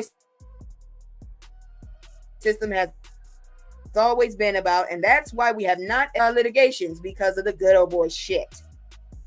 Ooh, her hair is nice in that one. Anyways, conservatives have tried to use DEI as an insult to label qualified black people as undeserving of their accomplishments. Republicans previously criticized Vice President Kamala Harris as a DEI hire. Trump's cabinet picks have come under fire for their lack of experience in roles. Thus far, Trump tapped Fox News host Pete Hegseth. This dude said he has not washed his hand in 10 years, and this is who he picked. Who picks as Secretary of Defense, and former Representative Tulsi Gabbard, who they said is basically being groomed by the Russian, who lacks formal intelligence experience as the Director of National Intelligence. So you telling me I got experience in damn near every job I applied for, and these motherfuckers told me so many times that I was not the chosen person because they felt someone needed more experience. But you gonna do this shit in the White House. Yeah. So glad this shit is happening. As my mother would say, the hens have come to roost. I'm getting the fuck out of here as soon as I can. I'm just saying, get your damn passports ready, people. Get your shit together.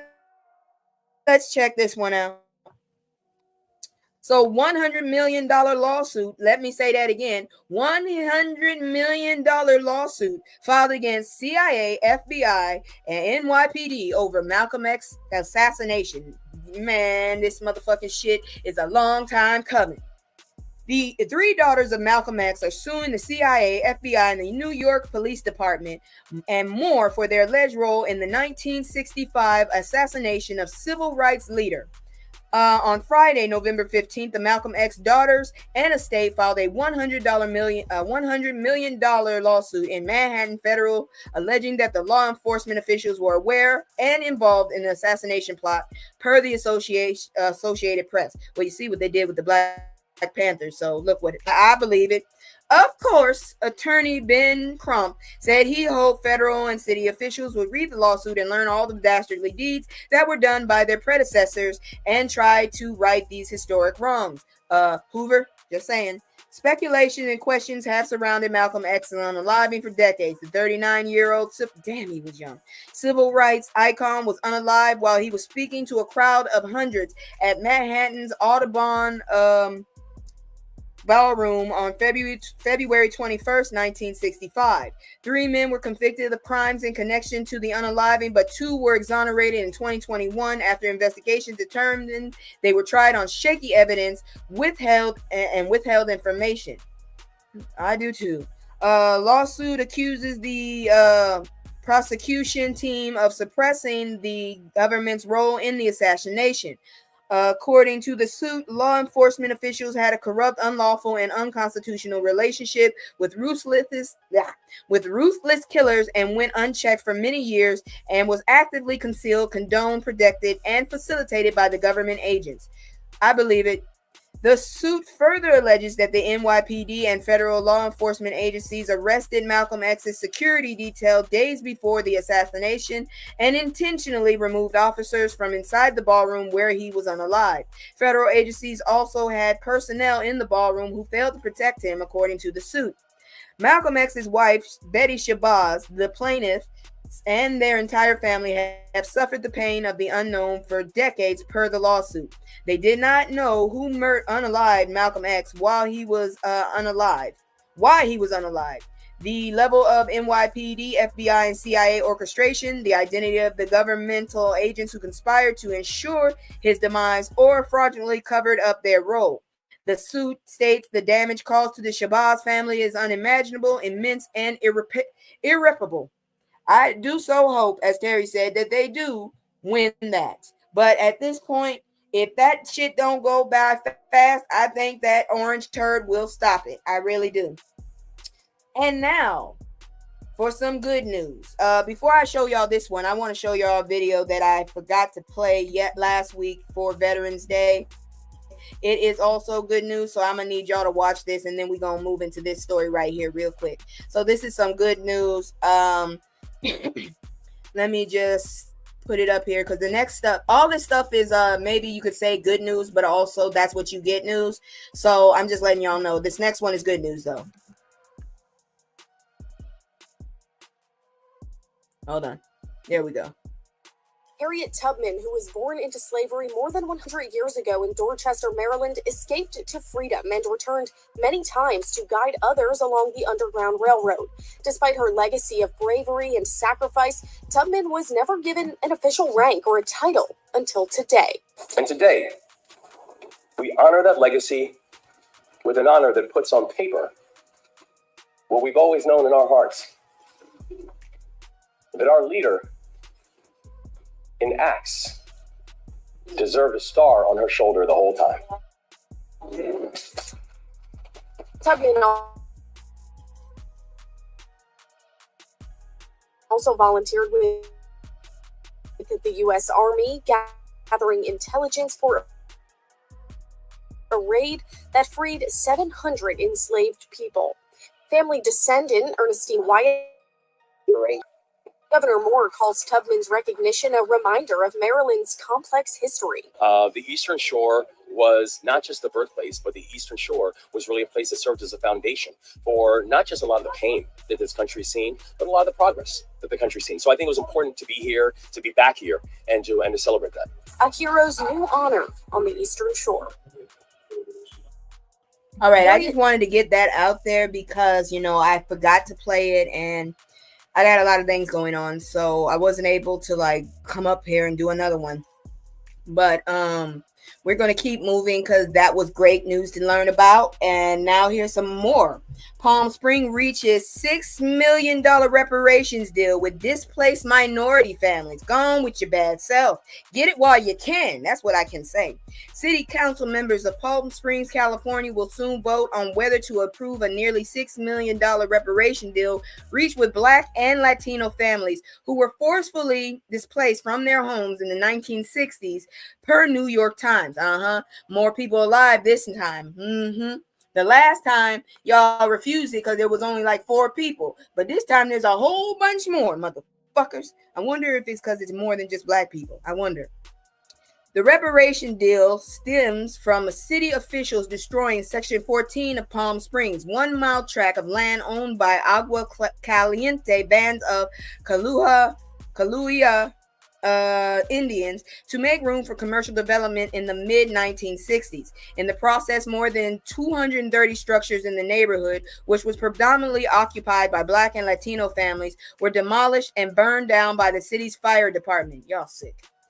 Section 14 was one of the few areas where minorities could live at the time due to discriminatory housing restrictions, redlining, and a change in federal law that allowed the tribe to lease their land for up to 99 years. Palm Springs City Council is expected to vote later this week on a $5.9 million settlement accepted by former residents and descendants. The settlement also includes naming rights for a future public park and racial healing center. We need a whole lot of those. The Palm Springs Section 14 survivors group applauded the reparations deal reached with the city. We have been fighting for a long time to tell our story, Margarita Genera, 86, who lived in the neighborhood with her parents and siblings, said in a statement. The settlement comes after city officials formally apologized for the displacement in 2021. The Section 14 survivors group filed a tort claim the following year, alleging that the forced evictions amounted to racially motivated attacks. This was a community that was told that you are not deserving. They were told they were a menace, an eyesore, a public nuisance. Areva Martin, a civil rights attorney representing the group, said in a statement. At least it's not Ben Crump. This was about acknowledging the harm that was done. In a statement, Mayor Jeffrey Bernstein addressed the settlement, saying the city council is deeply gratified that the former residents of Section 14 have agreed to accept what we believe is a fair and just settlement offer. Okay. The city council has always represented the historical significance of Section 14, and with this resolution of the claim, we are taking bold and important actions that will create lasting benefits for our entire community while providing programs that prioritize support for the former residents of Section 14. How about you give them their land back? How about you buy them a house? Because real talk, I mean, it's good that they got reparations, but $16 million in this climate, that ain't much, especially for 230 residents. I'm just saying, and their descendants. But, we're going to keep it up. I don't know why he chose to do this, but you know what? I'd rather be to this than the inauguration. So let's check this one out right here. I'm keep hitting the button, damn it. Emotional content. Al Sharpton to hold MLK rally on Trump's inauguration day. I will go watch that. Reverend Al Sharpton will be holding a rally in protest of President-elect and goddamn felon Donald Trump's inauguration on Martin Luther King Jr. Day. Oh, hell no. That's what day it is? Yeah, I'm watching him. During Tuesday, November 12th airing of his MSNBC show Politics Nation with Al Sharpton, Sharpton announced that he would be holding the rally on Trump's inauguration day, which coincides with MLK Day per The Hill. While Trump's supporters will be on one side of Washington watching him take the oath of office and basically robbing us, I will be at the nation's capital working to keep the dream alive, which he's still trying to dismantle that bastard orange turd. Sharpton said, there has never been a more important time to peacefully organize and mobilize. Man, you better hurry up before he starts attacking us, because he already made it quite clear he tried to send the damn military on protesters before. Sharpton noted that the rally would be nonviolent, unlike the 2021 insurrection. I was sick on that day. Trump has previously faced backlash over his remarks about King. The president-elect falsely claimed his 2020 inauguration speech drew the same amount of people to the 2020. He didn't win 2020. To the National Mall as King's "I Have a Dream" speech. He needs to get hit by lightning. Trump also compared Lieutenant Governor Mark Robinson's North Carolina GOP gubernatorial candidate to the civil rights icon. That was an insult all the way. Sharpton says January's rally will show the nation that there are many people who still believe in what King stood for. We fought too hard, we suffered too long, we took too many beatings, we spent too many nights in jail. We've been to too many funerals, Sharpton said, adding in a social media post about the rally that we won't go back. I'm telling you, I won't. That's why I fucking voted. Damn it. And I'm going to tell you right now, you didn't vote. You really don't have any reason to complain. But I did, so I could complain. Anyways, we're not going to stop and think about that too long, because guess what? There's still good news. Let's check it out. I'm not even going to do the thing, because I'm just going to cut all this good news up into one thing. So a judge just gave this woman on death row the best news ever. This woman right here just got the best news ever. Melissa Lucio has been on death row since 2008. Oh, I remember her. For the unaliving of her 2-year-old daughter. However, she stood on her innocence all this time. I heard about this shit. Yeah, it was on 2020.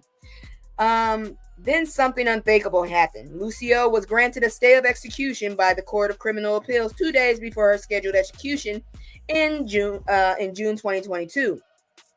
Lucio scored another enormous legal victory this week after senior state district attorney, god dang commercials, if you ain't paying me, go away. District Judge Arturo Nelson, the same judge who oversaw her murder trial, issued a ruling finding that the prosecutors presented false testimony and suppressed evidence, proving the unaliving of Lucio's daughter, Mariah, was truly an accident. So she finally gets out. All her kids are grown by now. That is so sad, but I'm so glad she is still getting out. On February 17, 2007, paramedics responded to Lucio's house home in Brown. Mariah, the youngest of her 12 children, was turning purple and became unresponsive 2 days after falling down a flight of stairs, according to the Innocence Project. When Mariah died at the hospital, Lucio was taken into questioning. It alleged that investigators coerced Lucio into making a false confession, which they do, regarding having her hand in her daughter's unaliving. The new evidence, however, suggests Mariah's injuries were consistent with an accidental fall. The court finds Lucio has satisfied her burden and produced clear and convincing. What burden? She needs money put on her books. She needs a check cut. Damn it, all the time she lost. And produce clear and convincing evidence that she is actually innocent of the offense of capital murder. Read the judge's ruling. No rational juror could have convicted Lucio of unaliving her daughter after hearing all of the evidence from the original trial alongside all the new evidence that has presented. The judge's 62-page ruling was filed in court in October, but was not made available to public until a few days ago. The judge's recommendation for Lucio's conviction to be overturned was sent to the appeals court, which will ultimately make the decision on whether she will be home for the holidays. She need to been home, damn it. Along with Nelson's ruling, the appeals court will also review the petitions and filings submitted by the Innocent Project, Capital Habeas Unit of the Federal Defender for the West District of Texas, Cornell University Center on the Death Penalty Worldwide, and attorney from Melvini and Myers LLP. Man, y'all better hurry up before this damn turd get into office, because he will be cutting some people's metaphorically throats. This is the best news we could get going into the holidays. We pray our mother will be home soon, said John and Michelle Lucio. Lucio's daughter, son, and daughter-in-law said to the statement via AP News. All that fucking time and love missed out. I'm so glad for you, ma'am, that you finally got out. Moving on, we got one more good news, and then I got an update for Black Project 2025 that I talked to you about before. Yeah, I went and looked up that shit, but now it's time for everybody's favorite bullshit. Celebrity shit. Oh, sorry. Ain't nobody got time for that. So, what the internet alleges Mike Tyson and Jake Paul did during the fight will shake you. I ain't watching no stupid shit, because the man sat his stupid ass up there and fought an old ass man. That's what he did. Is he in his underwear? Oh, Lord. What is going on with Mike Tyson versus Jake Paul fight? Days after the must-see event on Netflix, fans are still reeling from the matchup between the boxing legend and the TikTok star. After the latter won in front of millions of viewers tuning in at home, hundreds of users are taking to social media to break down their thoughts on what has shaped up to one of the most controversial sporting events of the year.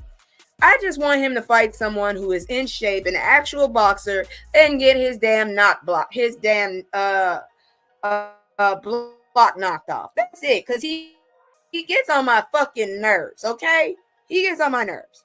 The fight left many internet users of all races confused, mad, annoyed, and even sad, with even sports stars such as Magic Johnson calling it just sad. He wrote on X, Twitter, I cut it off because I couldn't watch anymore. It's sad to see Mike Tyson like this because I went to every Tyson fight. This fight tonight was not great for boxing. Other watchers on the internet, however, are not just upset but are skeptical or straight up convinced it was a ruse. Dude, seriously, I honestly don't give a shit. I didn't watch it because the man is old. This is it was a publicity stunt in my opinion. I'm not sitting up here wasting my time, and I'm not going to give anybody viewers for a publicity stunt. The motherfucker needs to fight someone who is actually in shape, because I heard about the damn fight. The man's legs were giving out by round 2 from age, okay? He was winded. You don't fight a man that age if you in the man isn't fucking Jake Paul in like his early 30s or late 20s. I'm not fight. See, this is why I don't fight young people. Fuck no. One TikTok user called the fight fake before the matchup even happened. In a post that has taken off in days since it aired, the user called it a win-win for both titles, saying that if Paul won, it would add more to his portfolio. No, it wouldn't. It makes him look like a fucking idiot that doesn't have enough courage to fight an actual boxer in his prime. Anyways, the user called it a win. Yeah, whatever. And that if Tyson lost, he would still be considered one of the greatest, and he would get a huge payout if he lost that would be as comparable to Paul's winning numbers. Other users went as far to say that Tyson earned an Academy Award for his performance in the fight, with one account saying if someone hands you $20 million, do not whip their ass. I kind of agree. You can whip my ass for $20 million. Users are so skeptical of the validity of the fight that they are turning posts. They're turning posts that break down the fight in slow motion viral. These posts are highlighting moments when Tyson could have clearly ended the fight with a knockout, but chose to run around Paul. Another reel very clearly breaks down how much the two reportedly made after the fight. Paul around $4 million and Tyson $20 million. Again, seeing the fight as rigged win-win situation for both of them. Dude, man, before the original fight, he had a health scare from age. This was dumb already. That's why I didn't watch the stupid shit. I ain't got time for that. Not only are fans frustrated with the fight, they're also a little annoyed with Netflix in general, the streaming giant that threw on the event in the first place. Netflix experienced some major blackouts during the event, which reportedly reached over 60 million. On Friday night. As the New York Times reported, the term hashtag Netflix crash was trending as on Twitter, formerly, I'm not saying it, for the most of the night, with the app failing to load from when the fight began to about 2 a.m. After the fight, Paul said in the press conference that he wanted to give the fans a show, but also didn't want to hurt Tyson. I could tell his age was showing a little bit, and I have so much respect for him. If you did, why did you ask him to fight? This is ridiculous. Saying that he wanted to be aggressive and take him down, but that went away as the rounds continued. You can't take him down when he's already down, dumbass. Jesus. That was stupid, and I'm so glad that it's over. It was dumb as hell, and I still don't consider the man a real fucking boxer. So let's look at some good information. Y'all, I'm going to show y'all. I don't know if you'll be able to hear it, but I'll tell you right here is the actual. There is actually. Can you hear it? The internet sucks. Can you hear it? If you can't hear it, let me know.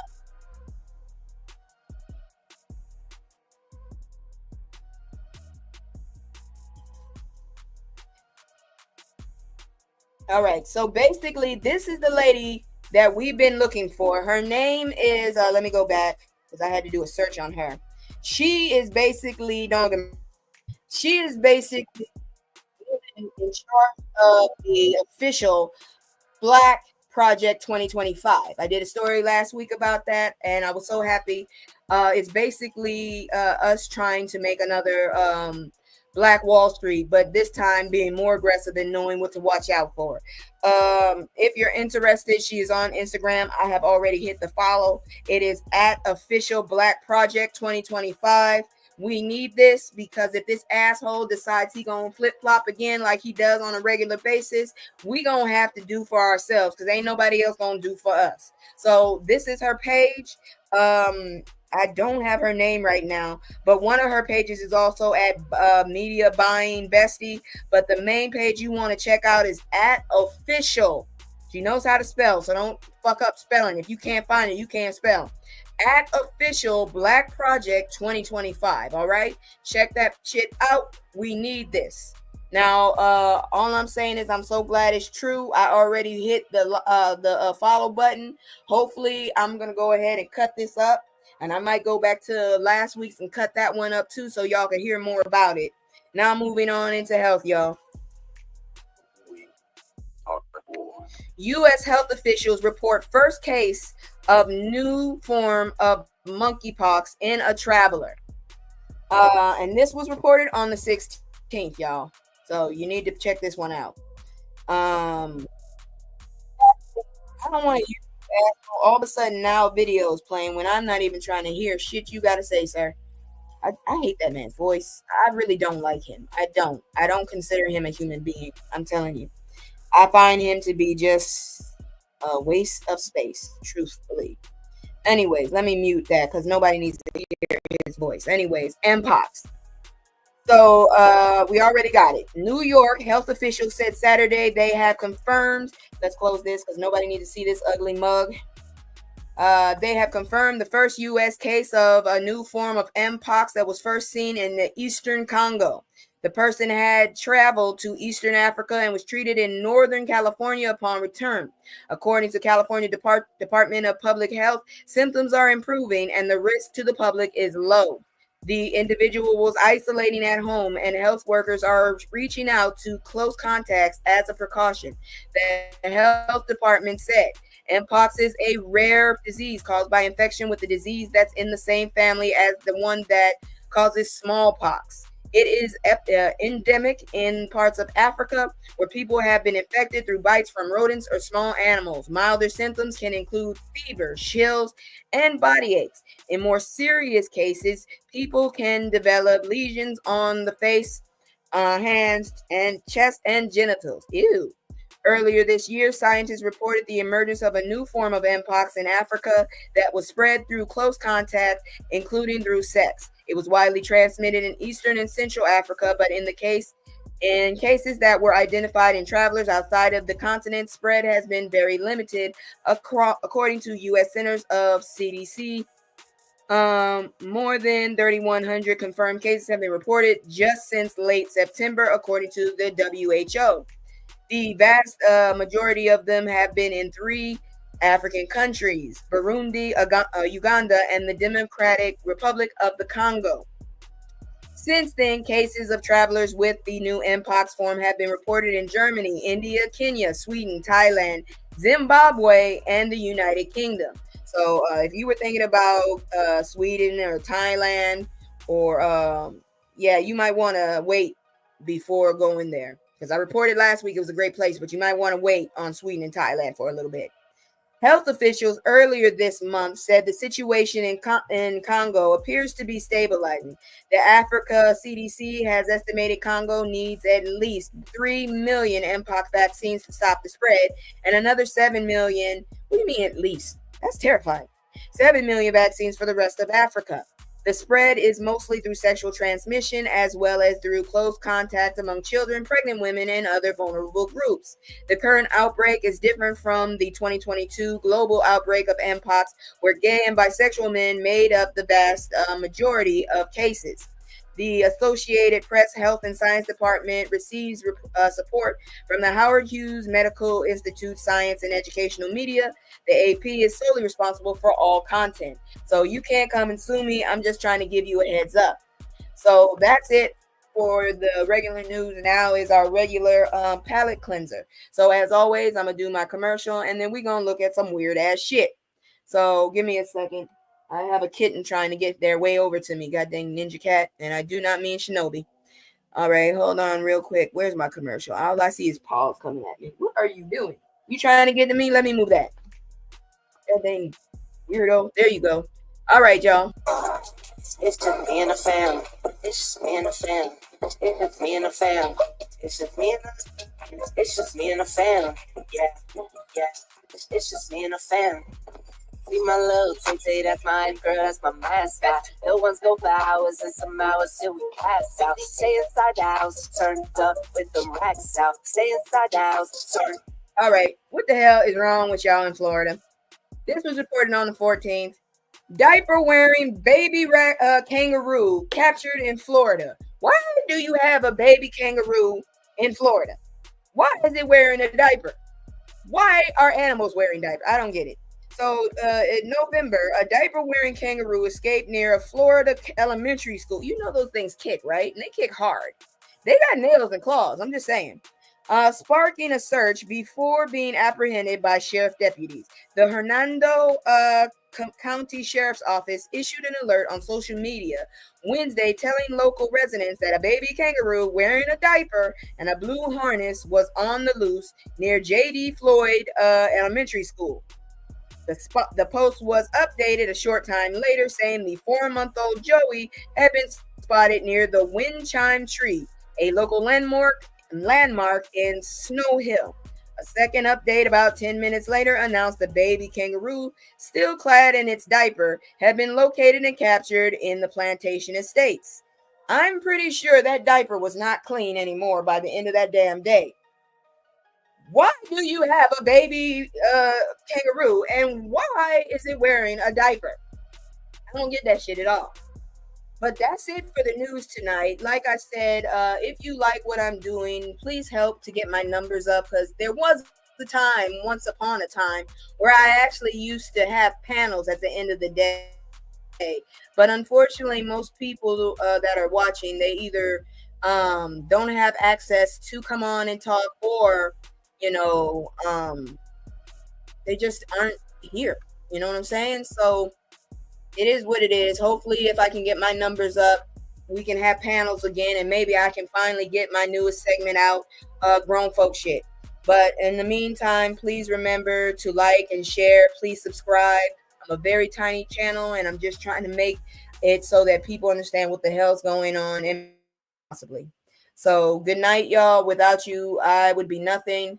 And enjoy your evening, and I'll see you on the flip side. I got some story times already recorded. I just need to edit them, and I'll have some stuff for y'all. I'll see you later. I'm out. Give me a second. Where's my damn commercial? That's not my commercial. I need my outro. All right, there it is. Good night. I can't stay. No, I always gotta be birthday. Leaving house to stay home with my soul. I can't stay. No, I always gotta go. Leaving house to stay home with my soul.